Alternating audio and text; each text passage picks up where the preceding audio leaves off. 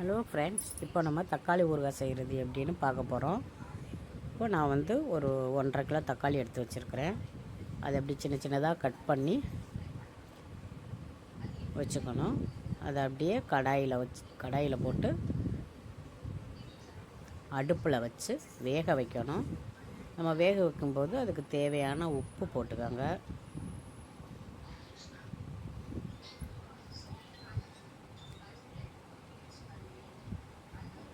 உப்பு போட்டு நல்லா வேக வச்சுக்கணும். அது கொஞ்சம் நல்லா குழஞ்சி வர்ற பதமாக இருக்கணும். அது வர வேக வைக்கணும். அதுலேயே தண்ணி இருக்கும், அதனால் நம்ம தண்ணி ஊற்றி வேக வைக்கக்கூடாது.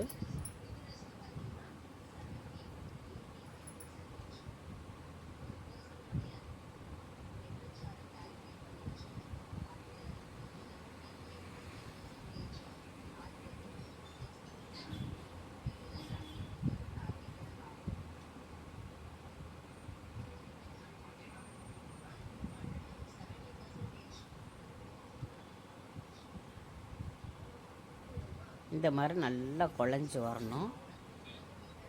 கொஞ்சம் நம்ம ஒரு நெல்லிக்காய் சைஸு புளி கொஞ்சம் போட்டுக்கணும். அதிலே வேக வைக்கையில் அந்த புளியும் அதிலே போட்டுட்டு இப்படி கிண்டி விட்டுருங்க.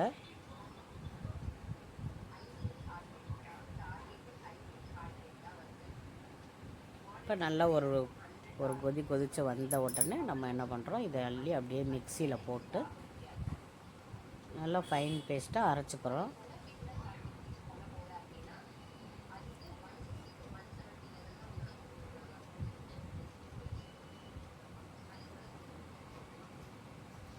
இந்த மாதிரி அரைச்சி வச்சுக்குவோம். இப்போ நம்ம இதுக்கு தேவையான மசாலா பொருள் அதை நம்ம வறுத்து வச்சுக்கிறோம். வறுக்கணும். இப்போ வாங்க பார்க்கலாம். ஒரு 2 ஸ்பூன் வெந்தயம், அது கொஞ்சம் நல்லா வறுத்துட்டு கொஞ்சம் எப்படி சொல்கிறது, கொஞ்சம் பொன்னிறமாக வறுத்துட்டு அதுக்கப்புறம் அதில் ஒரு 2 ஸ்பூன் கடுகு, வெறும் கடுகு மட்டும் போட்டுக்கிறோம். அது போட்டோன்னே பாருங்கள் அப்படியே வெடிக்கும். கடுகும் பொரிஞ்சு வரும்.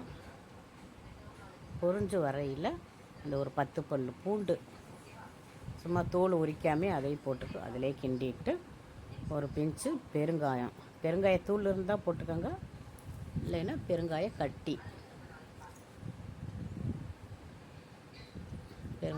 அதில் போட்டுட்டு நல்லா ரெண்டையும் அப்படியே 3ஐயும் சேர்த்து நல்லா பொரித்து எடுத்துக்கிட்டு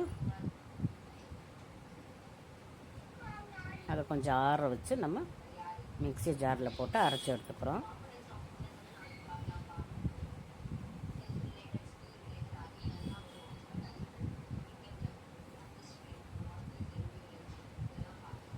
இந்த பூண்டு, வெந்தயம், கடுகு இது 3ம் கொஞ்சம் டேஸ்ட்டு கொடுக்கும் நமக்கு. தக்காளி இந்த மசாலாவோட போடையில் நல்லா டேஸ்ட்டு கொடுக்கும். ஒரு சிலர் சீரகமும் வெந்தயமும் போட்டுக்குவாங்க, ஆனால் நான் கடுகு தான் சேர்த்துக்கிறேன். இந்த மாதிரி அரைச்ச உடனே இப்படி வரும். ரொம்ப நைஸாக இல்லாமல் கொஞ்சம் குறப்பாக வரும். இதை அப்படியே வச்சுக்குவோம். இப்போ நம்ம கடாய் அடுப்பில் வச்சுட்டு நல்லெண்ணெய் ஊற்றிக்கிறோம். நான் கடையில் வாங்கி 3 பாக்கெட் நல்லெண்ணெய் 50 ml வாங்கி 50 ml பாக்கெட் 3 வாங்கினேன். 150. நல்லெண்ணெய் ஊற்றினா நல்லாயிருக்கும். நம்ம நல்லெண்ணெய் ஊற்றினா பிபி பேஷண்ட்டு, சுகர் பேஷண்ட்டு எல்லோரும் சாப்பிட்லாம். நம்ம தாளிக்கிற எண்ணெய்னா அது கொஞ்சம் சேர்த்துக்கக்கூடாது. வீட்டில் ப்ரெஷர், சுகர் இருக்கிறவங்க அந்த நம்ம தாளிக்கிற எண்ணெயோட ரொம்ப சேர்த்து நம்ம சாப்பிடக்கூடாது. அதனால் நல்லெண்ணெய் ஊறுகாயில் சேர்க்குறது நமக்கு எப்போவும் நல்லது. அதில் இப்போ வெறும் கடுகை நம்ம பொரிய விட்றோம். பொரிய விட்டு இப்போ நம்ம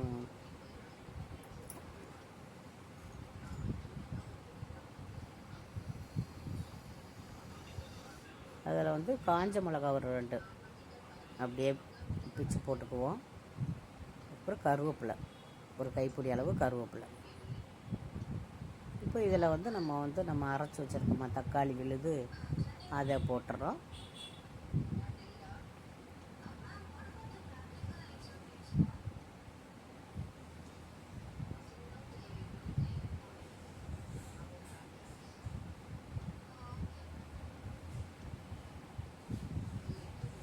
நல்லா கிளறி விடணும்.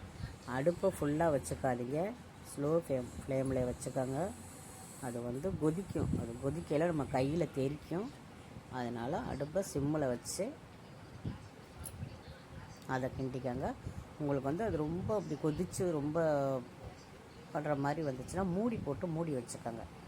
மூடி வச்சுட்டு கொஞ்சம் அடுப்பை கொஞ்சம் ஹையில் வச்சு நல்லா கொதிக்க விட்டுருங்க. ஏன்னா அந்த பச்சை வாசம் எல்லாம் போகிறதுக்கு. நம்ம வேக வச்சதுனால ரொம்ப பச்சை வாசம் அடிக்காது. இருந்தாலும் அந்த ஒரு இதுக்காக கொஞ்சம் நல்லா கொதிக்க விடுங்க. கொதிக்க வைக்கையில் மூடி வச்சு கொதிக்க விடுங்க. மூடி இல்லைன்னா கையெல்லாம் தெரிக்கும்.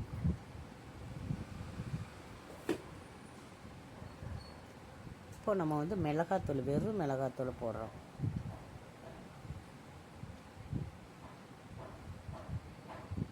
அது ஒரு 250 ml வெறும் மிளகாத்தூள் போட்டுக்கிறோம்.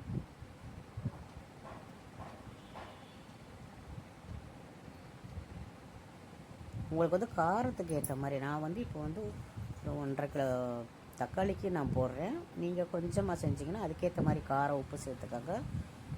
அது புளியும் கொஞ்சமாக சேர்த்துக்கோங்க. நிறையன்னா அதுக்கேற்ற மாதிரி, உங்களுக்கு ஏற்ற மாதிரி காரம் உப்பும் சேர்த்துக்கோங்க. அது நல்லா கிளறி விட்டுக்கோங்க. அந்த மிளகாத்தூள் எல்லா இடத்துலையும் போய் சேர்கிற மாதிரி நல்லா கிளறி விட்டுக்கோங்க. மூடி வச்சு கொஞ்சம் கிளறிக்கோங்க. மிளகாத்தூள் போட்டோன்னே சிம்மில் வச்சுருங்க.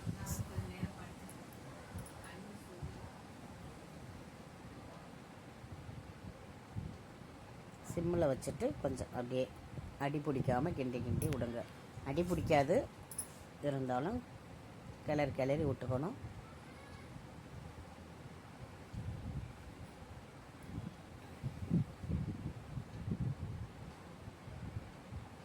இப்போ நம்ம பொடி பண்ணி வச்சுருக்குறோமா, வெந்தயம், கடுகு, பெருங்காயம், அதை அப்படியே அதில் போட்டு அப்படியே கிளறிக்கங்க.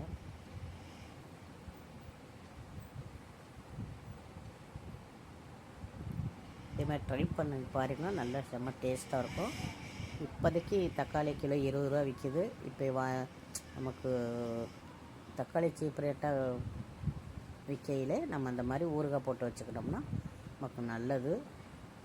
1 மாதம் இது கெடாமல் இருக்கும். ஃப்ரிட்ஜிலே வச்சு எடுத்திங்கன்னா கெட்டுரும். வெளியிலே வச்சிங்கன்னா 1 மாதம் கெடாமல் இருக்கும்.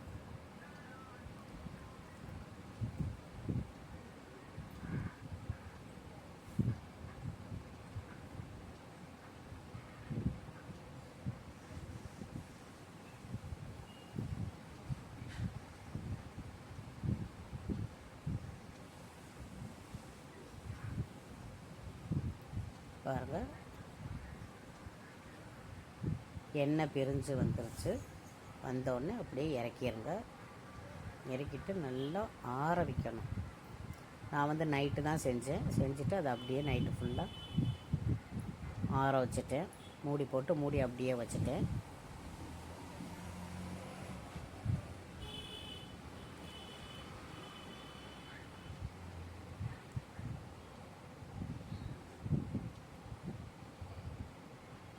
இந்த மாதிரி வந்துடும். எடுத்து அப்படியே ஒரு டப்பாவில் போட்டு நம்ம வச்சுக்க வேண்டியதான். தோசை, இட்லி, சாதத்துக்கு வந்து நல்லா சுட சாதம் வடித்து அதில் போட்டு அப்பளம் பொரிச்சுக்கிட்டா சூப்பராக இருக்கும். சாப்பிட்டு பாருங்கள். நீங்களே ட்ரை பண்ணி பாருங்கள். நம்ம அவசரத்துக்கு டக்குன்னு நம்ம குழம்பு வைக்கலைனாலும் சட்னி வைக்கலைனாலும் நம்ம இதை யூஸ் பண்ணிக்கலாம்.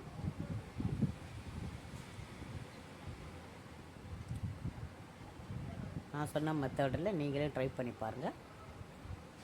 பிடிச்சிருந்தால் லைக் பண்ணுங்கள், ஷேர் பண்ணுங்கள், சேனலை சப்ஸ்கிரைப் பண்ணுங்கள்.